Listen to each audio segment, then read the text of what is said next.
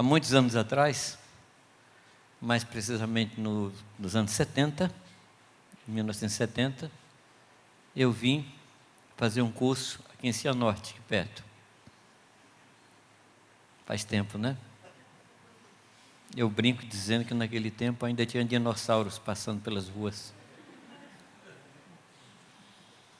E estudei ali, junto com aquela que veio a ser a minha esposa, Irani. A gente estava vindo do Amazonas, onde a gente trabalhava com tribos indígenas, e viemos fazer um curso intensivo, ali que seriam 3 anos em um.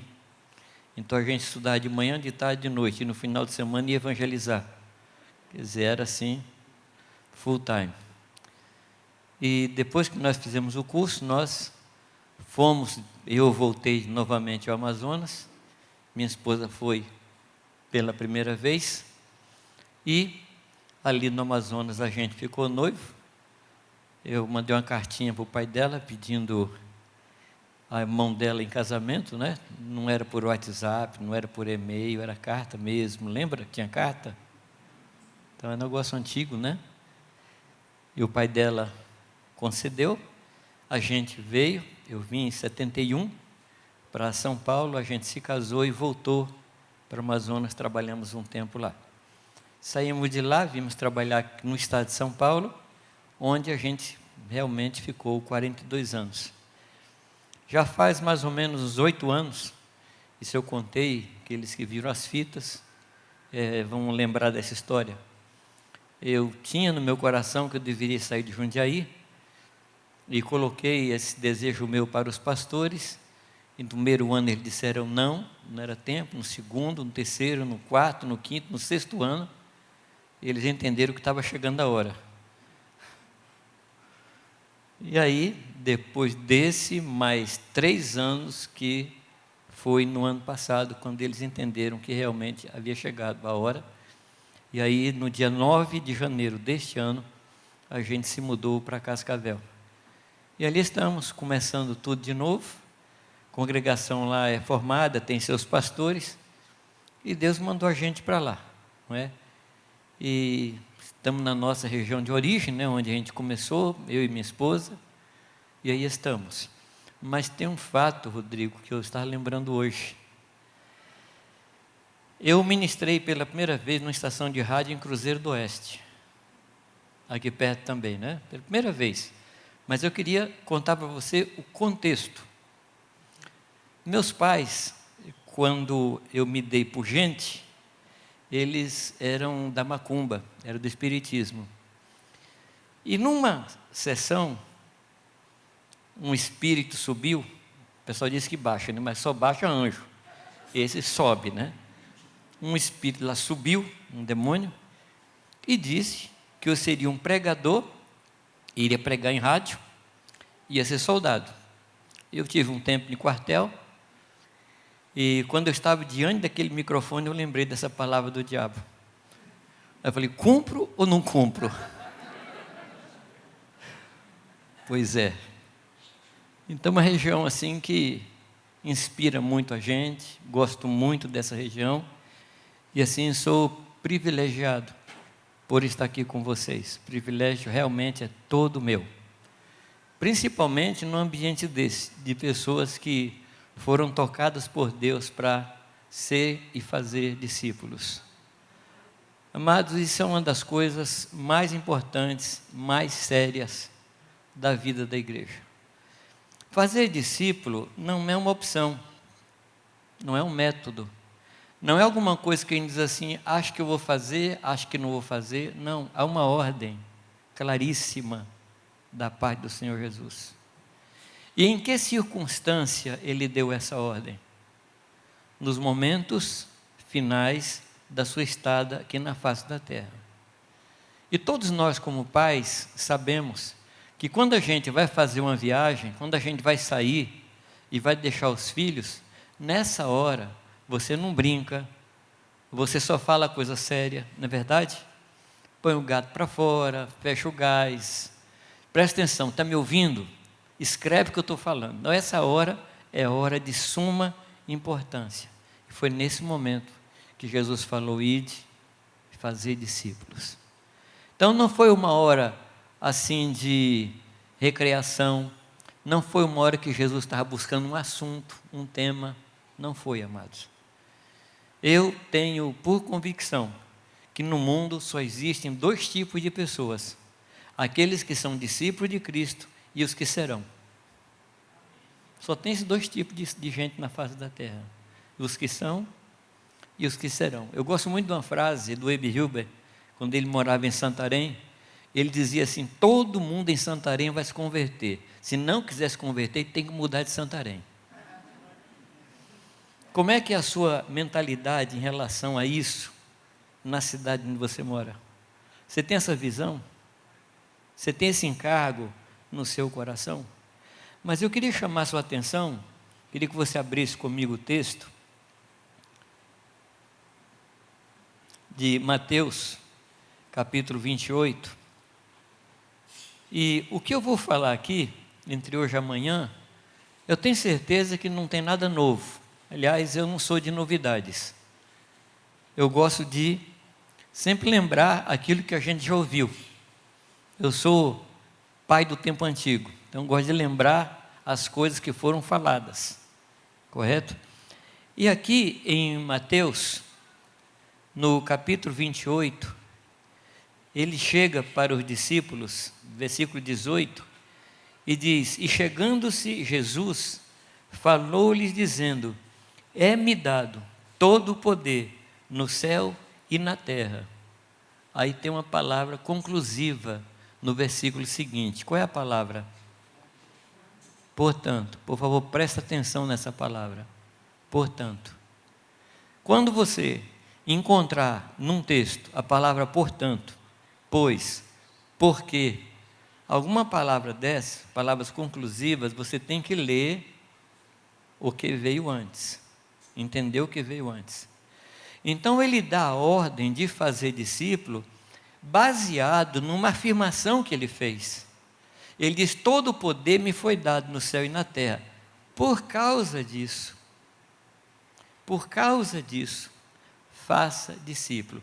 Qual a ligação que você faz com a argumentação dele, com a notícia de que o poder tinha sido dado a ele, com essa ordem de fazer discípulo? Qual a ligação que você faz? Porque ele fez. Ele fez. Tempo para pensar. Para entender isso, nós temos que voltar no tempo. E eu não vou voltar muito. Eu queria só voltar com você para o Salmo 2. Só para o Salmo 2. Você se lembra o que diz o Salmo 2? Os reis da terra se juntam, conspiram, trabalham juntos com um objetivo. Qual objetivo? Rompamos de nós as suas ataduras, cortemos os seus laços. Está falando de quem? Os reis da terra, os príncipes, estão falando de quem? Do domínio de Deus sobre a vida do ser humano. Então o que eles estão dizendo? Nós não queremos que o Senhor reine sobre nós. É isso que eles estão dizendo? Nós não queremos. Nós vamos romper os laços, vamos quebrar os vínculos, nós não queremos estar vinculados a Deus. Mas na realidade isso não começou no Salmo 2. Isso começou lá atrás, quando Adão resolve se tornar independente de Deus.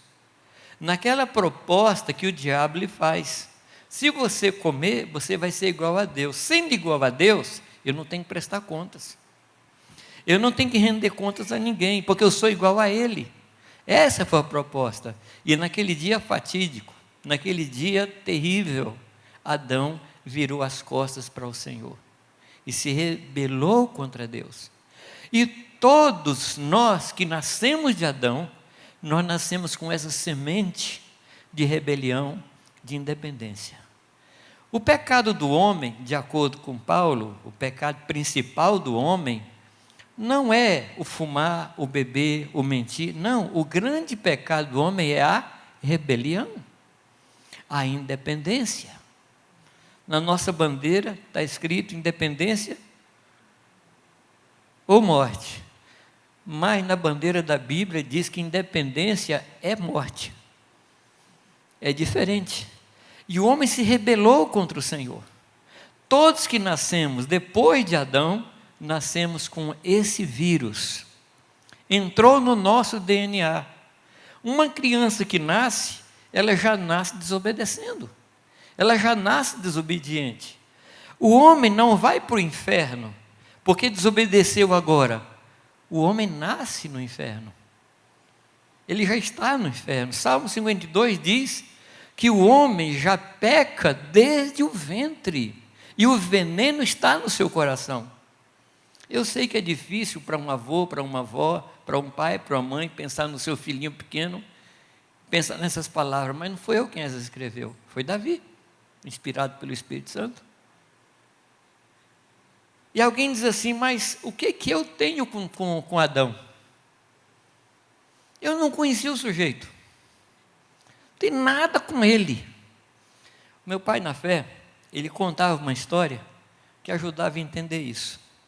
Todos nós aqui estamos embaixo da iluminação dessas lâmpadas. Mas se alguém for ali e apagar, alguém for ali no interruptor e desligar, quantos ficam no escuro? Adão foi o cara que desligou. Querendo ou não, meu caro, foi ali que nós nascemos. Em pecado nos concebeu nossa mãe. Nós nascemos desse jeito.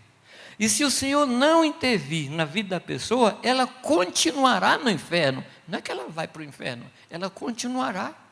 Porque todos pecaram. E destituídos estão da glória de Deus. Então, repito, não é que o homem vai para o inferno. Inclusive, tem pessoas que falam assim, não, eu não creio num Deus amoroso que manda a pessoa para o inferno. Nem eu. Eu creio num Deus que tira do inferno. Ele mandou Jesus para tirar-nos, resgatar-nos dessa situação de morte eterna. Amém, amados? Amém. Então eu não creio de jeito nenhum que o Senhor mande alguém para o inferno. Mas eu creio que Deus tira do inferno e nos resgata do inferno. Pois bem, essa era a situação de Adão. E essa semente, esse DNA, foi passando de homem para homem. Quando chega no Salmo 2, ali você vê um conluio. Ali você vê as pessoas se juntando. E o Salmo 2 diz que porque se amotinam as nações. Isso está escrito na sua Bíblia? Porque se amotinam as nações. O que é um motim? Vocês podem responder, viu? Apesar da máscara, mas você pode responder que eu escuto. O que é um motim? É uma revolta, mas é uma revolta organizada. É uma revolta com um fim específico. É uma revolta com um alvo. O motim é uma revolta com o intuito de tirar alguém que está no poder e colocar outro. Isso é o motim. Tem rebelião e uma rebelião com objetivo. E o motim é uma rebelião com objetivo. Então o que é que os homens estão querendo fazer? Tirar Deus do trono. Esse é o objetivo. Porque a partir do momento que o Senhor não está no trono, nós não precisamos mais prestar nenhuma conta a Ele, não precisamos nos arrepender, nós não precisamos confessar pecado. É por isso que o homem está fazendo todo o esforço possível para provar que Deus não existe. Mas é uma loucura, porque eu nunca vi conferência para provar que Saci Pererê não existe. Vocês já viram, não? Vocês já viram assim uma conferência, um painel, para provar que mula sem cabeça não existe? A própria existência da conferência é a comprovação que Deus existe, porque ninguém luta contra alguma coisa na qual não crê. Então o homem está lutando contra uma consciência da existência de Deus. É por isso que ele diz, rompamos as suas ataduras, sacudamos de nós os seus laços. E aqui o texto diz que Deus tem uma reação e uma ação. Qual é a reação de Deus? Zombar do homem. Que é o homem para se levantar contra Deus. Que é o homem. Menos que pó, menos que verme. Quem é o homem para enfrentar Deus? Houve um homem muito admirado por nós, chamado Jó, que um dia ele tentou se levantar contra Deus. Você se lembra da história, não? Ele chegou ao ponto de convidar Deus para se apresentar num tribunal. Vamos nós dois no tribunal. Lá o Senhor vai me acusar e eu vou me defender. E ele falou as coisas que ele não fazia. Eu não retenho o salário dos meus jornaleiros. Eu não me inclino sobre a esposa de ninguém. E foi dizendo as coisas que ele não fazia. Aí Deus começou a fazer umas perguntas para ele. Falou: Jó, onde é que você estava quando eu criei as estrelas? Jó, você sabe onde é que eu guardo o vento? Jó, você sabe por que o mar não invade a terra, os ferrolhos? E Jó foi diminuindo. Até dizer assim: eu falei como um louco, falei como um tolo. Agora eu ponho minha mão na boca. O Senhor fala, eu escuto. E ele diz: antes eu te conhecia de ouvir falar, mas agora os meus olhos te contemplam. E como foi que ele conheceu a Deus? Na sua humilhação, na sua pequenez. Aí ele conheceu a Deus. Voltando para o Salmo 2, Deus zomba do homem. Essa é a primeira ação de Deus. A segunda coisa que Deus faz, Deus estabelece o seu santo ungido sobre o monte Sião. Ele diz: eu vou colocar o meu ungido, o meu santo ungido sobre o monte Sião. Quem é o santo ungido de Deus? O Senhor Jesus Cristo. Ele é o ungido de Deus. Amados, o único remédio para o motim é o estabelecimento de autoridade. Não tem negociação. Você pode ver todos os filmes que falam de motim, não tem negociação. A única forma de resolver um motim é colocar a pessoa devida no trono. É a única forma. E é isso o que Deus faz. Do versículo 7 em diante, é o próprio Jesus que fala. Ele diz que Deus falou com ele: tu és meu filho, hoje eu te gerei. E ele diz mais, que Deus falou com ele: pede-me, eu te darei as nações por herança e os confins da terra como sua possessão. Mas essa promessa não é para a igreja, essa promessa é para o Senhor Jesus Cristo, porque Ele vai reinar sobre todas as nações, Ele vai reinar sobre todas as coisas, porque Deus prometeu. Amém, amados? E Ele diz que Ele vai reinar com cetro de ferro. Aí o Espírito Santo, através do salmista, fala para os reis: beijai o Filho. Beijar no sentido de se dobrar diante dEle, se inclinar diante da autoridade dEle. E aí, amados, é que a gente entra. Paulo, lá em Efésios capítulo 1, verso 19 em diante, diz que para ser cabeça sobre todas as coisas, Deus deu Jesus para a igreja. Porque Jesus é cabeça nossa, cabeça da igreja, para que Ele possa reinar sobre todas as coisas. O fato, queridos, é que nós caímos de paraquedas numa briga entre os homens contra Deus. O que é fazer discípulo? Fazer discípulo é trazer o homem de volta para o governo de Deus. Fazer discípulo não é um método para a igreja crescer. Fazer discípulo não é alguma coisa para a gente melhorar. Fazer discípulo é a resposta que Deus dá às nações para trazer de volta as nações aos pés do Senhor. E na cruz, Jesus tomou a autoridade que Adão havia entregue a Satanás. Jesus toma de volta. Por isso que o texto diz que voltaram a ser do Senhor e do seu ungido todas as nações. Amém, amados? Esse é o quadro. É por isso que Jesus diz: toda autoridade me foi dada. Ele não está falando só daquele momento, ele está falando desse momento cósmico, ele está falando dessa luta grande, quando todas as coisas convergem de novo para ele. E ele nos deu essa responsabilidade de anunciar que ele é o Senhor, que ele venceu, que ele morreu, mas ressuscitou, e agora ele chama todos os homens para se dobrar diante dele novamente. Esse é o nosso papel. Amém, amados? A morte de Jesus, sem o anúncio do discipulado, torna vã a obra que Cristo fez na cruz. Isaías 54:13 diz assim: e todos os teus filhos serão discípulos do Senhor. Lembra?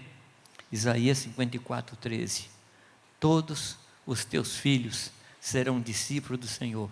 Algumas versões falam serão ensinados do Senhor. E o que diz logo depois?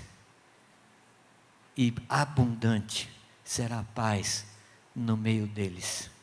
Então nós temos aqui, vamos dizer, uma progressão: filho, discípulo. Quem é filho de Deus? É todo aquele que recebeu Jesus Cristo na sua vida.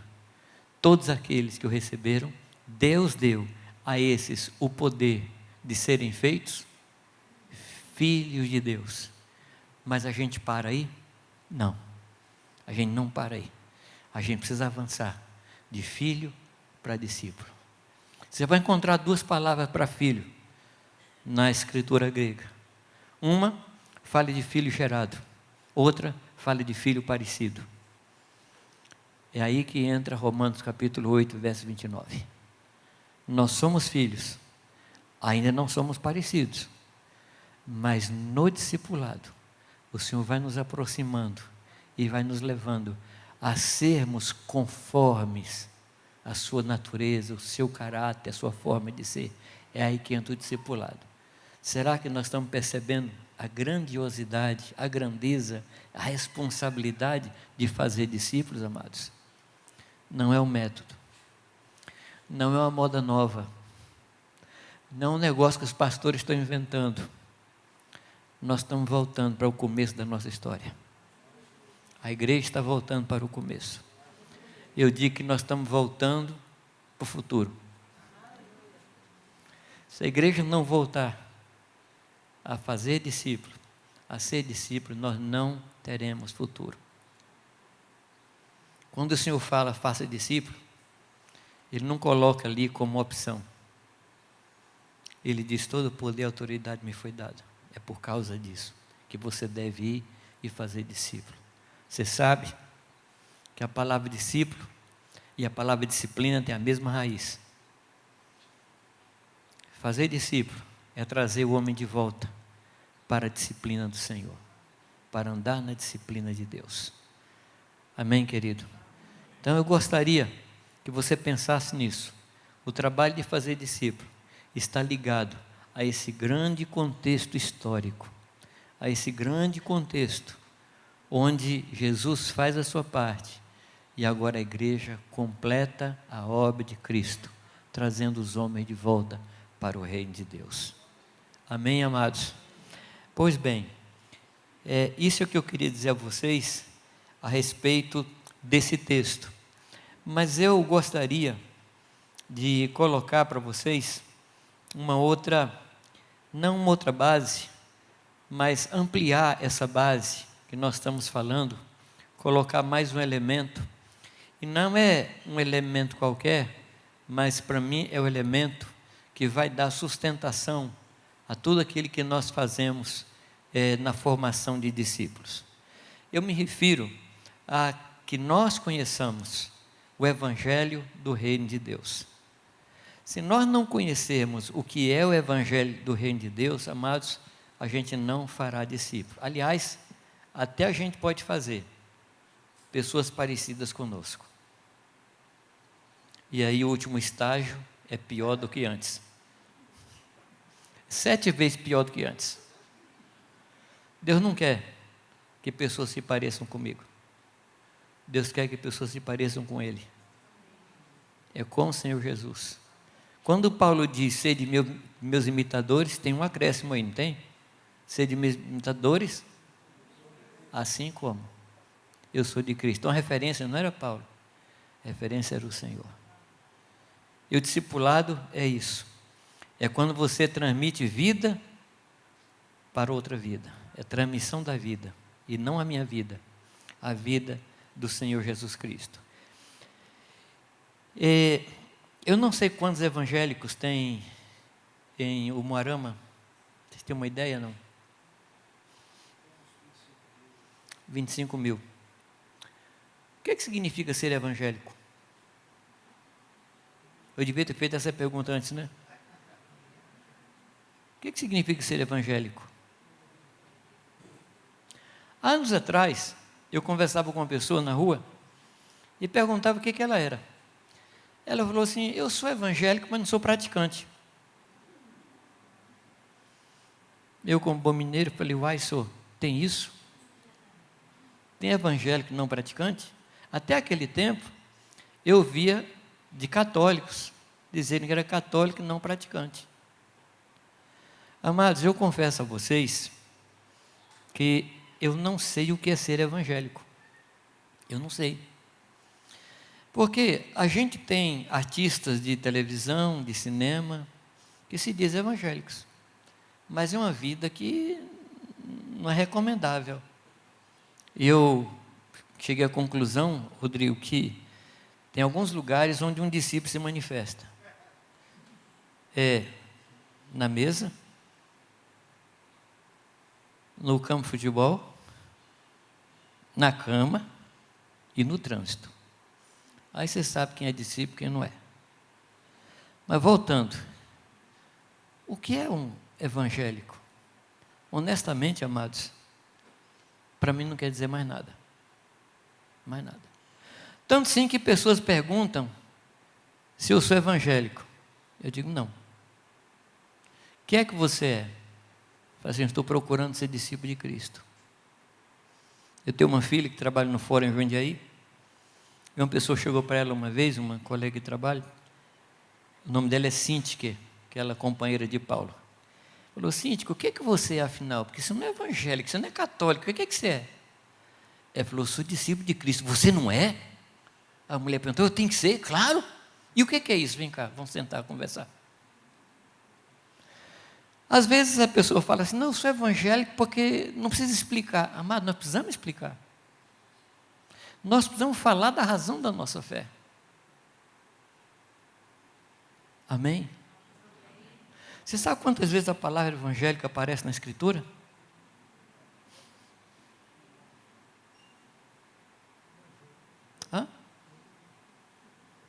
Uma. Quando fala que nós temos que batalhar pela fé evangélica, não se refere a pessoas. Quantas vezes aparece a palavra crente?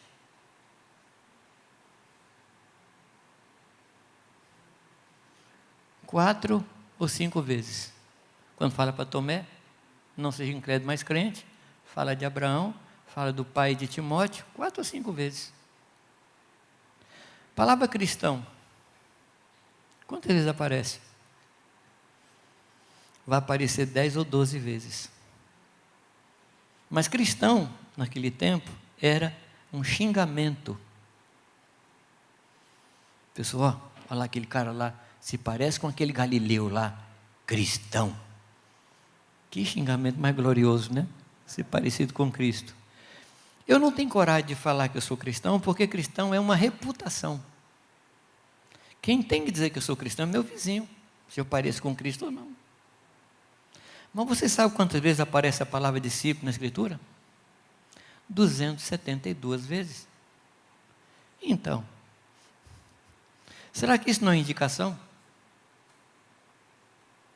Será que isso não é uma indicação para nós? Do que nós devemos ser? De qual a importância que Deus dá para isso, amados? Pois bem, evangélico não significa necessariamente aquele que crê no Evangelho. Hoje, significa um grupo de pessoas que frequentam Uma igreja que não é católica, não é espírita, mas não quer dizer mais nada. Desculpa, mas se você pensar diferente, não tem problema, a gente continua amigo. Tá? Eu falei uma coisa para os pastores, lá em Porto Alegre, e uma vez eu estava num cais, lá no Rio Negro do Amazonas, e eu via as pessoas tirar o barco da água e raspar o barco, e depois pintar. E eu fiquei incomodado com aquilo, né, que é um trabalho terrível. Aí eles me contaram que precisava tirar o barco, raspar a craca, e depois pintar de novo, porque a craca, aqueles corais que vão grudando, vai impedindo o barco de deslizar com facilidade. Eu creio, amados, que nós na igreja, de vez em quando, a gente tem que tirar o barco para fora, para tirar a craca. Tirar as coisas da nossa vida, que foram se apegando a nós, no decorrer da nossa existência. De vez em quando, a gente tem que colocar em xeque as coisas que nós cremos, na luz da palavra de Deus, pelo auxílio do Espírito Santo. A palavra fala, amados, que as coisas que os profetas falaram vão ser restauradas. E nós estamos envolvidos com essa restauração. Então nós precisamos olhar para aquilo que Deus quer fazer nesses dias e nos envolver com isso. Nos engajar nisso. Nos envolver com aquilo com que o Senhor está envolvido. E fazer aquilo que o Senhor quer que nós façamos. Às vezes a gente faz muita coisa e não faz o essencial. Eu fui muito impactado pelo Senhor. Quando eu estava lendo uma vez, Lucas capítulo 10, quando Marta, com todo aquele carinho, chega para Jesus e reclama para Jesus sobre Maria. Lembra não? Senhor, o Senhor não se importa, não é? Ela deve ter falado, não desse jeito que eu vou falar, né? Não cai a ficha tua não, Senhor, desde de ver Maria sentada aqui, eu estou trabalhando sozinha lá atrás. O que foi que Jesus falou para ela? Marta, Marta, por que me persegues, né? Não, pois não.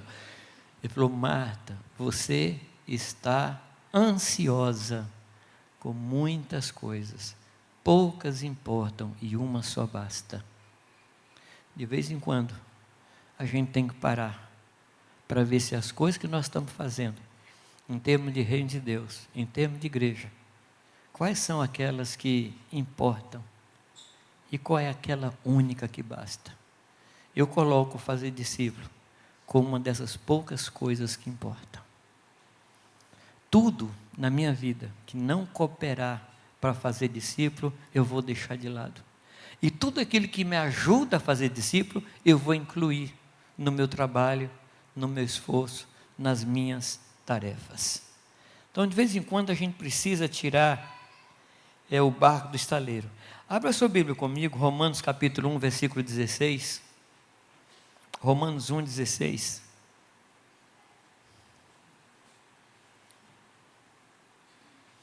Eu vou falar para você uma frase, se você quiser escrever, pode, não tem copyright, pode usar depois, como você quiser. Eu entendo, amados, que a igreja é o resultado do evangelho que ela ouviu. A igreja é o resultado do evangelho que ela ouviu lá atrás. Se a igreja ouviu um evangelho que apresentava um Deus como o doador de todas as coisas, que não exigia nada, não demandava nada, não pedia nada, mas era aquele que foi apresentado como aquele que supre todos os nossos desejos, que responde todas as nossas orações. O meu comportamento vai ser um comportamento de Senhor e o de Jesus de servo. Me compreenderam, não? E se o Senhor não atender uma oração minha, eu fico magoado com Ele, porque afinal de contas eu orei, eu até falei aquelas palavras mágicas, né? Em nome de Jesus. Eu até falei isso, e Ele não me atende. Eu não quero mais saber nada de igreja, não quero saber mais nada de Deus, porque Deus não me atendeu. São pessoas que aprenderam que Jesus é um grande e poderoso servo. E esse evangelho, que tem sido pregado, tem produzido uma igreja que não experimenta o que é servir a Deus. Uma igreja que trata o Senhor como um grande mágico que resolve todos os meus problemas. Amados, Deus não resolve todos os meus problemas. Alguém discorda? Se você discordar, é sinal que você não tem nenhum problema.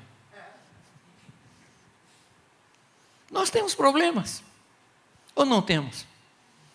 Tem problema na vida da gente, são quase insolúveis. E Deus, desculpa a expressão, não está nem aí. Porque esses problemas fazem você se aproximar mais dele. Então, se o problema está levando você para perto mais de Deus, tenha certeza que Deus não vai tirar esse problema da sua vida. Desculpa dessa notícia. Deus está interessado que eu seja parecido com Cristo. E se um problema, que eu chamo de problema, né? Paulo chamava de espinho na carne. Mas se um problema está me fazendo buscar mais a Deus, você acha que Deus vai tirar? Se o problema está me fazendo me tornar cada vez mais parecido com Cristo, você acha que Deus vai me livrar dele? Por que veio o espinho na carne para Paulo? Você lembra a explicação que ele dá? Ele recebeu revelações tremendas, maravilhosas, e corria o risco de se tornar soberbo. E a soberba é um dos pecados mais terríveis na vida de um homem. Para impedir que Paulo se tornasse soberbo, Deus mandou um mensageiro de Satanás que lhe esbofeteava o rosto todo dia, para ele se manter humilde. Então esse espinho na carne era uma bênção. Eu não vou pedir para você falar amém não, porque eu sei que é meio difícil. Mas amado, algo que me leva mais para perto do Senhor em oração, algo que me humilha na presença de Deus, algo que me faz buscar mais o Senhor, me faz ser santo. Isso é ruim? Pode ser desagradável, mas ruim não é não. Como diz a molecada, não é ruim, mas é bom, né?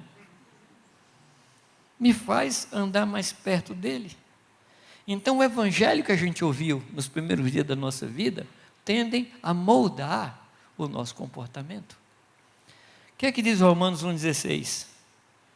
Porque não me envergonho do evangelho. Por favor, amados, pode acrescentar nesse texto aí, não me envergonho do evangelho de Cristo.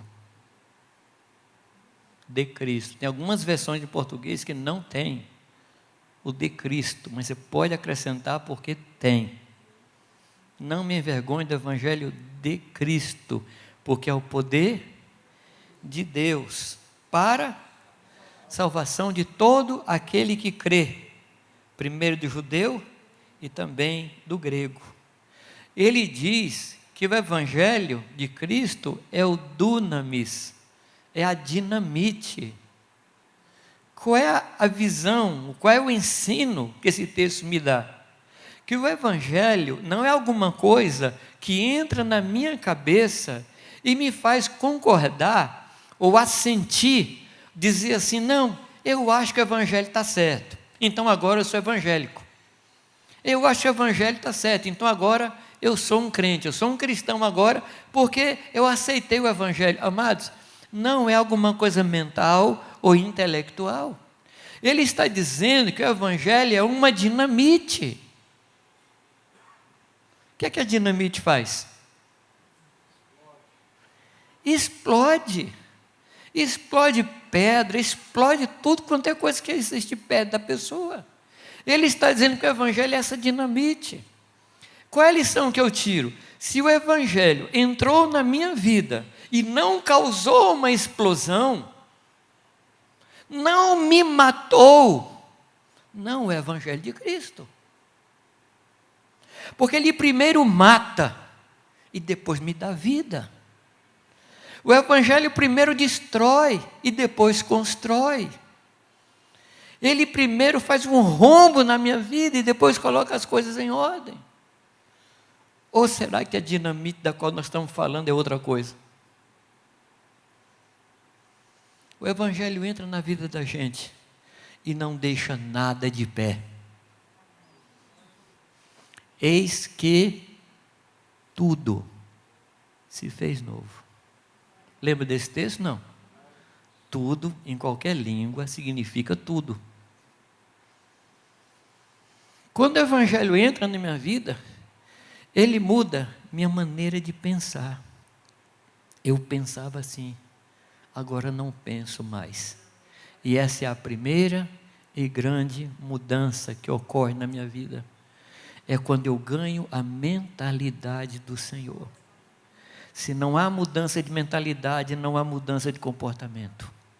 Não há. Às vezes a gente quer mudar a pessoa tentando mudar o comportamento, sem mudar a maneira de pensar. Não é por isso que Paulo fala, transformai-vos pela renovação do vosso entendimento. O Evangelho primeiro muda a nossa maneira de pensar. Você via de um jeito, agora você vê diferente. Até nas nossas relações. Se antes nós conhecíamos segundo a carne, agora conhecemos segundo Cristo.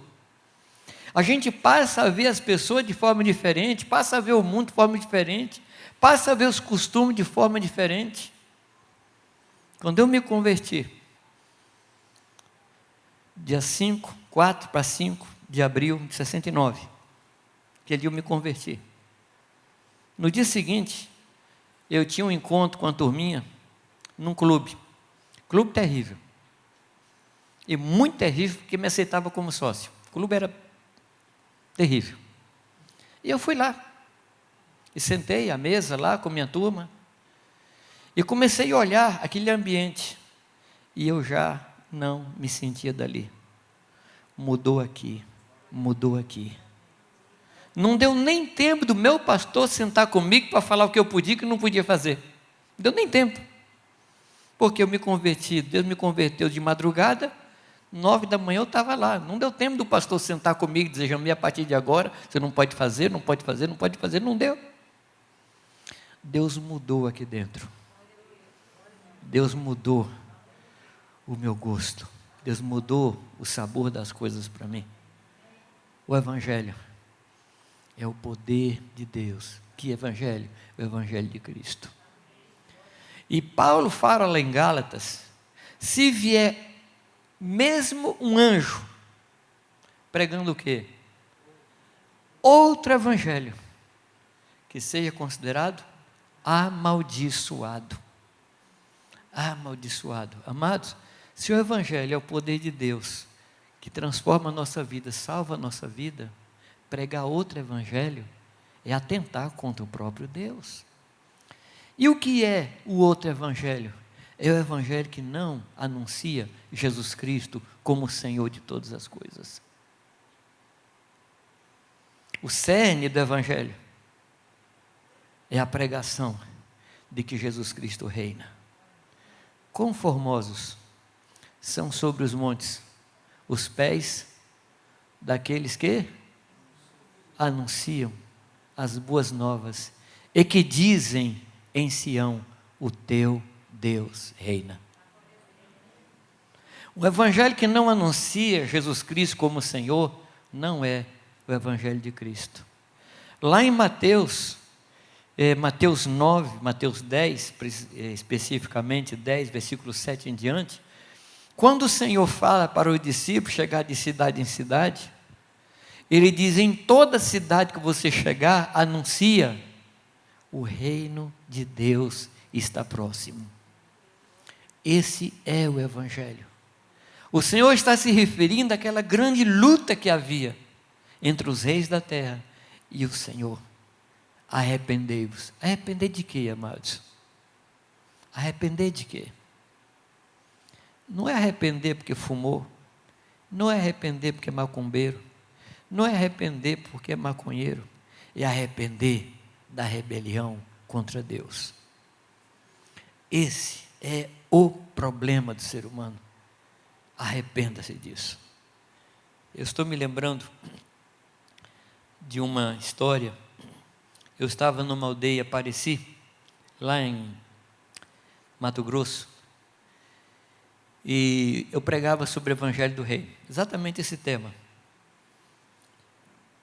E eu estava tentando explicar para eles, e você tem que usar toda outra argumentação, Jesus, pão da vida, eles não entendem nada disso. Não tem pão.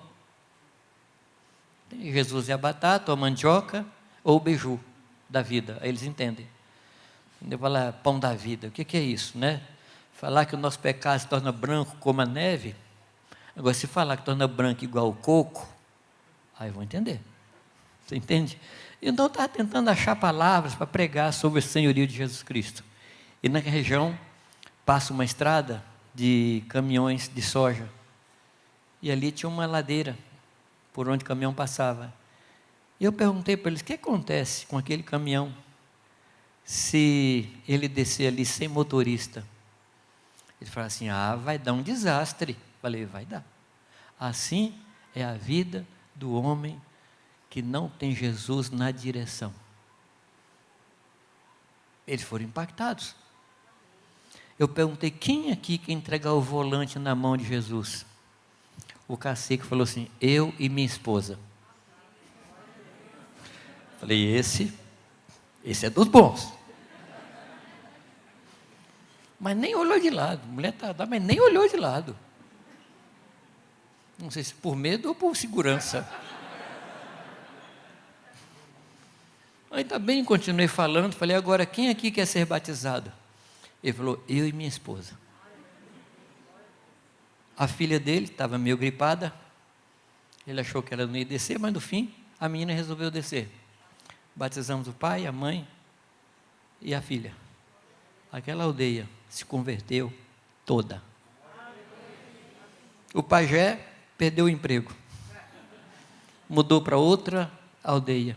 E hoje é uma das aldeias mais evoluídas dentre a nação Pareci. Porque o reino de Deus entrou ali. O reino de Deus entrou naquele lugar. É dinamite ou não? É dinamite pura, amados. Com dinamite não se brinca, você morre. E o Evangelho faz isso. Esse, amados, é o alicerce mais profundo da mensagem do discipulado. Se nós não compreendermos o Evangelho do Reino de Deus, muito dificilmente nós vamos compreender o que é discipulado. Porque, como eu disse, discipulado não é um curso. Às vezes eu escuto pessoas, hoje à noite vai ter o curso de discipulado. Eu falei, eu não compreendo. Porque discipulado é um estilo de vida. Tem curso para isso? Mas é verdade que no Brasil, eu estou falando dos anos 70, 80, a gente recebeu duas grandes influências aqui com diz respeito a fazer discípulo. Nós recebemos uma influência da Argentina, muito forte, e recebemos uma influência de um movimento que começou no Canadá, em Toronto, chamado Chuva Serôdia.